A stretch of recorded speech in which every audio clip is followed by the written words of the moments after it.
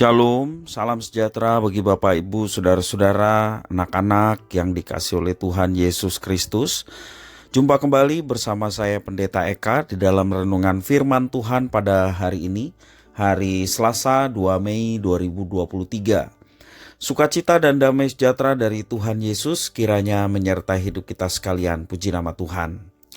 Sampai pada pembacaan firman Tuhan hari ini, yakni kitab Nabi Yunus pasal yang kedua. Kiranya firman Tuhan memberkati kita sekalian. Puji nama Tuhan. Baik, sebelum kita akan merenungkan bagian firman Tuhan hari ini, mari kita akan berdoa bersama. Tuhan Bapa di surga, di dalam Yesus Kristus, kami datang padamu mengucapkan syukur dan terima kasih untuk setiap kasih setia Tuhan, penyertaan dan berkat Tuhan yang sungguh kami alami dari hari ke hari. Biarlah semua itu menjadikan kami semakin mengenal pribadi Tuhan, dan pengenalan akan Tuhan membawa kami hidup dalam ketaatan akan firman Tuhan. Karena itu Tuhan, kami mau mengisi hati dan pikiran kami setiap waktu dengan kebenaran firman Tuhan. Mampukan untuk kami dapat memahaminya, serta Engkau menolong untuk kami dapat terapkan dalam hidup kami setiap hari. Terima kasih Bapa, inilah diri kami sedia belajar firman Tuhan. Demi nama Tuhan Yesus kami berdoa. Haleluya. Amin. Saya akan bacakan di dalam Yunus pasal 2 ayat 1 sampai yang ke-10. Demikianlah firman Tuhan. Berdoalah Yunus kepada Tuhan Allahnya dari dalam perut ikan itu. Katanya, dalam kesusahanku aku berseru kepada Tuhan dan Ia menjawab aku. Dari tengah-tengah dunia orang mati aku berteriak dan Kau dengarkan suaraku. Telah Kau lemparkan aku ke tempat yang dalam, ke pusat lautan. Lalu aku terangkum oleh arus air. Segala gelora dan gelombang-Mu melingkupi aku. Dan aku berkata, telah terusir aku dari hadapan mata-Mu. Mungkinkah aku memandang lagi bait-Mu yang kudus? Segala air telah mengepung aku, mengancam nyawaku. Samudra raya merangkum aku. Lumut lautan membelit kepalaku. Di dasar gunung-gunung aku tenggelam di dasar bumi. Pintunya terpalang di belakangku untuk selama-lamanya. Ketika itulah Engkau naikkan nyawaku dari dalam liang kubur, ya Tuhan Allahku. Ketika jiwaku letih lesu di dalam aku, teringatlah aku kepada Tuhan dan sampailah doaku kepadamu ke dalam bait-Mu yang kudus. Mereka yang berpegang teguh pada berhala kesia-siaan, merekalah yang meninggalkan Dia yang mengasihi mereka dengan setia. Tetapi aku dengan ucapan syukur akan kupersembahkan korban kepadamu. Apa yang kunazarkan akan kubayar. Keselamatan adalah dari Tuhan. Lalu berfirmanlah Tuhan kepada ikan itu, dan ikan itu pun memuntahkan Yunus ke darat. Bapak, Ibu, Saudara-saudara yang dikasihi oleh Tuhan Yesus Kristus, ketika kehidupan kita berjalan dengan normal, hubungan kita dengan Tuhan mungkin berada dalam kondisi yang baik-baik saja. Kita menganggap segala berkat-Nya adalah hal yang wajar saja. Namun, ketika jalan kehidupan tidak seperti yang diharapkan, barulah kita berpaling kepada Tuhan lalu berteriak meminta pertolongan-Nya. Setelah mengalami pengalaman buruk akibat badai yang menerpa kapalnya saat melarikan diri dari hadapan Tuhan, dari dalam perut ikan, Yunus menaikkan doanya. Ratapan, keluhan, juga ucapan syukur ia naikkan karena terluput dari kematian. Yunus sadar bahwa dia masih hidup dan berada di dalam perut ikan. Itu semua karena anugerah Tuhan. Dalam ratapan yang ia naikkan, Yunus menyadari keberadaannya yang susah dan terbuang di dasar lautan, terkepung oleh arus air. Ia tidak dapat berbuat apa-apa untuk menyelamatkan dirinya, namun ia berharap masih dapat melihat bait Allah. Itulah kerinduannya yang dia panjatkan di dalam ratapannya kepada Tuhan. Yunus menyadari bahwa keselamatan yang ia terima berasal dari Tuhan semata. Yunus juga menyadari bahwa dimanapun dan dalam kondisi apapun, Tuhan Allah pasti akan mendengarkan seruannya. Bagi Tuhan, tidak ada dosa yang terlalu besar yang tidak dapat diampuni, dan tidak ada kesulitan hidup yang terlalu sulit. Inilah yang menjadi keyakinan dan iman Yunus, sehingga ia berani menaikkan doa juga ratapannya di hadapan Tuhan Allah yang ia layani. Dan pada akhirnya Tuhan membawa Yunus kepada panggilan semula.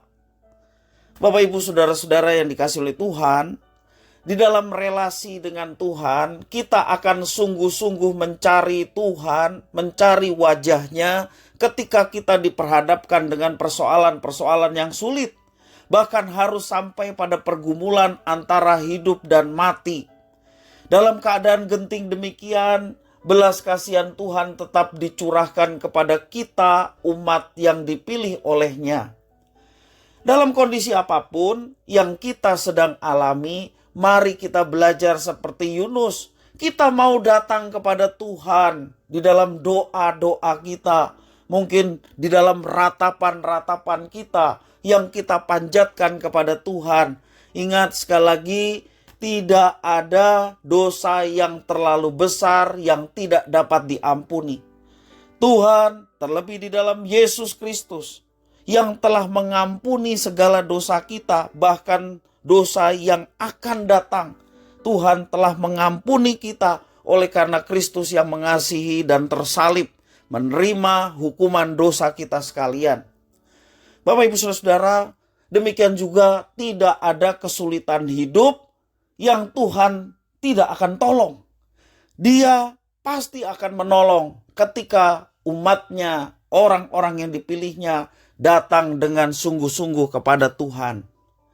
Dalam kondisi apapun yang sedang kita alami, mari kita senantiasa dekat dengan Tuhan. Datanglah kepada Tuhan lewat doa-doa yang kita panjatkan. Datanglah kepada Tuhan melalui perenungan firman Tuhan yang kita baca dan renungkan setiap waktu. Dari situ kita akan mendapatkan kekuatan. Dan percayalah, tidak ada kesulitan yang terlalu sulit untuk diselesaikan oleh Tuhan. Dan juga tidak ada dosa yang terlalu besar sehingga ia tidak dapat mengampuninya. Semua yang kita pernah lakukan ketika itu melawan Tuhan dan kita bertobat, berbalik kepada Tuhan, pasti Tuhan akan mengampuni kita. Hanya janganlah kita berbuat seperti itu lagi. Kalau Tuhan mengampuni, bukan berarti kesempatan untuk saya melakukannya lagi, toh Tuhan pasti akan mengampuni. Kalau kita berpikir seperti itu, namanya kita main-main.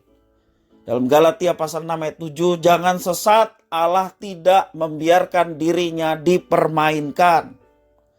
Karena itu Bapak Ibu Saudara, kalau kita menyadari bahwa kita sudah berdosa, kita sudah mengalami sesuatu tindakan yang telah melawan Tuhan, bertobatlah, tinggalkan semua itu, mari kita berbalik kepada Tuhan, tangannya siap menolong kita, mengampuni kita dengan penuh kasih, dan membangkitkan kita untuk menjadi manusia-manusia atau pribadi-pribadi pilihan Tuhan yang hidup untuk kemuliaan-Nya. Bapak Ibu Saudara-saudara yang dikasihi oleh Tuhan, mari kita menikmati relasi dengan Tuhan. Relasi dengan Tuhan yang membawa kita kepada pengenalan akan Tuhan yang semakin bertambah-tambah. Dan nikmatilah itu. Pastilah ketika kita berelasi dengan Tuhan, hidup kita penuh dengan semangat. Hidup kita penuh dengan antusias. Dosa yang sudah diampuni oleh Tuhan membawa kita hidup gairah untuk melakukan apa yang telah Tuhan perintahkan dengan sukacita, bukan dengan terpaksa atau sekedar kewajiban agama. Tetapi saya mau melakukannya dengan sukacita oleh karena Tuhan yang mempercayakan tugas itu dalam kehidupan kita sekalian. Bapak Ibu Saudara-saudara yang kasih Tuhan, mari kita bersama-sama menikmati relasi dengan Tuhan. Ketika ada dosa yang masih mengganjal dalam hidup kita, seperti Yunus datang pada Tuhan, mohon pengampunan dan bertobat. Bertobat artinya mengakui segala dosa dan tidak mau melakukannya lagi dan hidup untuk Tuhan. Itulah pertobatan yang sejati. Bapak Ibu Saudara, dan percayalah, Tuhan mengampuni kita dan memulihkan kita dan memberikan semangat kepada kita untuk menjalani kehidupan yang sesuai dengan rencana dan kehendak-Nya. Apabila pergumulan kita yang sedang kita alami saat ini ternyata membawa kita kembali memandang pada Tuhan, bersyukurlah atas semuanya itu. Artinya kita masih diberikan kesempatan untuk bertobat. Kita masih diberi kesempatan untuk mengingat Tuhan dan kembali kepadanya. Jangan sampai ketika kita larut dalam dosa dan kita terus melakukannya, dan pada akhirnya menjerumuskan kita kepada kebinasaan. Mari kita bersyukur. Tak kala yang kita alami atau pergumulan yang sedang kita alami membawa kita kembali untuk memandang kepada Tuhan. Bersyukurlah atas semuanya itu. Mari kita berdoa dan mengucap syukur pada Tuhan. Terima kasih ya Tuhan atas firman-Mu.